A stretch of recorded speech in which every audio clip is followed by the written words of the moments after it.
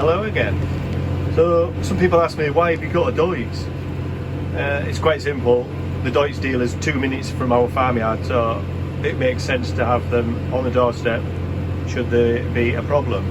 And this one's pretty new to us. It came in the spring. I replaced the first one we ever had. The only issues I really had with the old one were AdBlue issues, and I think that's down to the tractor not doing an awful lot of work during the winter, so it's stood a lot. AdBlue doesn't seem to like being stood a lot or just doing very light work. It sometimes went on the sprayer over winter. I used to just park it on the sprayer and I could just do any odd loads of spray that needed during the winter. And then when I put it on the drill in the spring, the exhaust system was all coked up because the AdBlue hadn't really been warmed up and got used very much over the winter, and it didn't seem to like that. Hopefully this has a slightly different system on it. It's got the, I don't know what you call it, the number 5 engine in it now for the emissions, and it is a slightly different system, I believe, and hopefully they've rectified any problems. But I do think you need to, your tractors definitely need to be used to deal with the AdBlue situation. Keep it going, keep it warmed up. People ask why don't you have a Fendt if you want a Vario tractor? Use a Vario, but it is completely different to a Fendt. I've tried a Fendt. I certainly can't get my head around the price, and I just can't get my head around the joystick. I have this argument with my brother all the time. He's a adamant Fendt driver, he loves them. I can't bear them. I don't like the cab. I find them very dated. I find them very, I don't know, it's like sitting in a cathedral. The cab is huge, there's just nothing going on. These are completely different to drive. You sort of use these cruise control buttons. So when you're up down the field, you press the cruise control button to hold you at a set speed. It's got a little spoolie wheel on the back of the joystick, so if I want to alter the speed just a little bit, I just spin the spool a little bit, and then I can alter the speed just gently like that. You've got 2 different cruise controls, so if I want to go a little bit faster, I can set a faster one or a slower one. It tells you here which one I'm using and what the other one is actually set at. It's the same with the 2 throttle buttons. It has 2 throttle buttons down here, which you set when you're in PTO work. I'm just going to turn this thing round. It has a very good headland management system.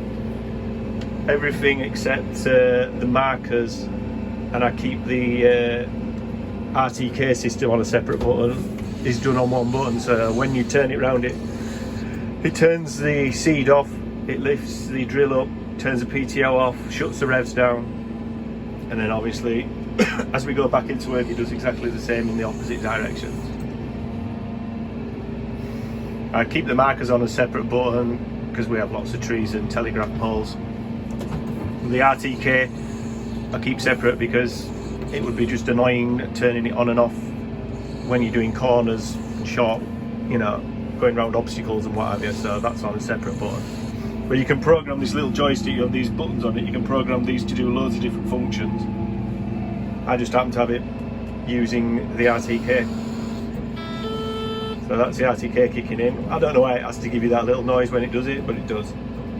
I don't know if other tractors are the same.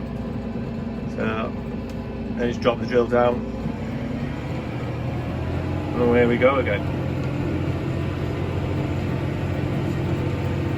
So just doing a steady 5k today. There's absolutely no point in going any faster, even though it would, because I've only got a 5-footer plough in front of me, so we've got to stay behind him. There's no point in trying to get any further.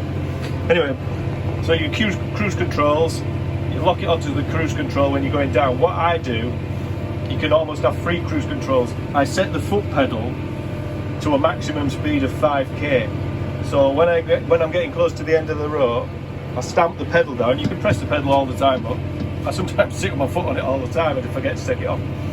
But you can stick your foot right down on there, and as you get into the end, you click the cruise control off and pick it up on the foot throttle, so you can just control it with the foot throttle, and you've got the full pedal just up to 5k, so you can control it really easy to turn the tractor on.